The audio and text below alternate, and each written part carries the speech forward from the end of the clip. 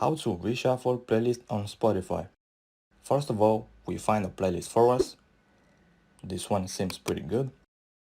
Next to the play button, there is also a button which is the shuffle one. If we press it once, it becomes green. That means our songs will be shuffled when we play this playlist. I will show you. You can see it.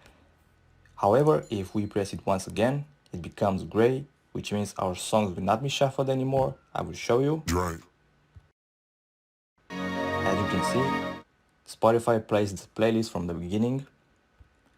Also, if we are already playing these songs, the shuffle button is located next to the back button or the previous track button, right here.